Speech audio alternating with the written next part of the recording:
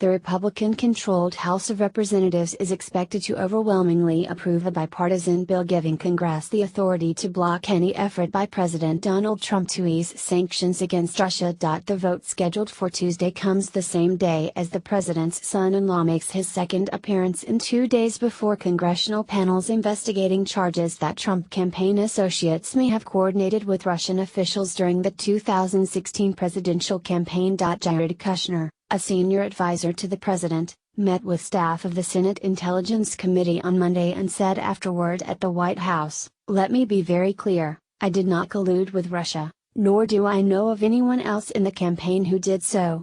The bill includes new sanctions on Russia, Iran and North Korea and also includes a provision that gives Congress veto power if the Trump administration tries to ease sanctions on Russia. The bill was a product of intense negotiations between the two chambers, and a deal was announced Saturday, but it may not be completely sealed just yet. Senate Foreign Relations Committee Chairman Bob Corker told reporters Monday he still thinks the Senate may make small changes to the North Korean portion of the bill, which was added by the House. "There may be a few more changes to the bill," Corker said. "Generally speaking, there's no real daylight between us, but when you get down to the final throes members want to weigh in."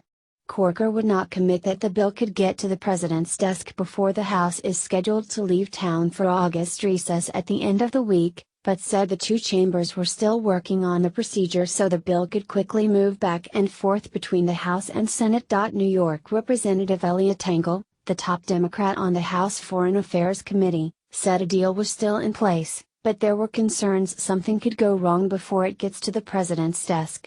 "The more stuff you put in it, the more problems you potentially have with it, and I'm keeping my finger on North Korea because I don't know what Corker and the Senate is going to do," Engel said.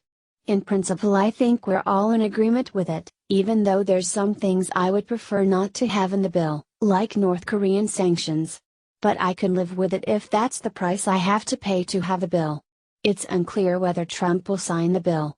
In recent weeks, top administration officials have lobbied Congress for changes that would have weakened the role for members of Congress to put the brakes on the executive branch if it works to scale back sanctions on Russia.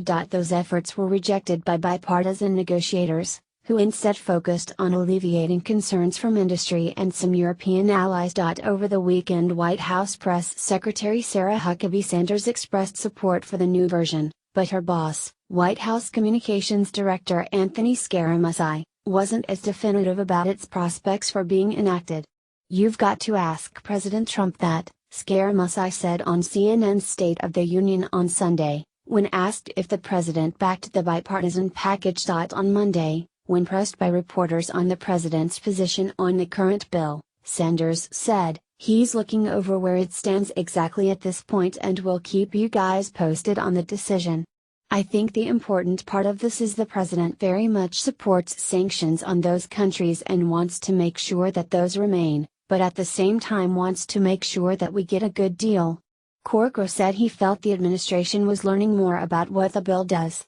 "My sense is they're understanding more fully how congressional review works, what it really means, and developing a fuller understanding of that," he said. In a signal of how much support the bill has, House GOP leaders brought the bill up under so-called suspension rules that require the legislation pass with a 2/3 majority. Congressional aides say regardless of whatever action Trump takes, both chambers expect to easily pass the measure with veto-proof 2/3 majorities. An earlier version was approved by the Senate 98-2, but House GOP leaders raised some procedural concerns with the bill. Several American energy, aerospace, manufacturing and transportation companies also wanted changes to that bill, arguing that several provisions posed problems for business interests in the region being impacted by tougher sanctions in the bill. Leaders from both the Senate and House expressed support for the revised legislation. Illinois GOP Representative Adam Kinzinger said on CNN on Monday that "We expect that the president signs this." Kinzinger said if the president did decide to veto the measure, he has no doubt that Congress would override his veto. In a sign of how partisan the debate on Capitol Hill is over the Russia probe, House Democrats blocked passage of the annual intelligence reauthorization bill, which traditionally passes easily on the House floor. Instead of agreeing to the measure that emerged unanimously from the House Intelligence Committee, Democrats voted against it, arguing the GOP's restricted debate schedule didn't allow them to make changes.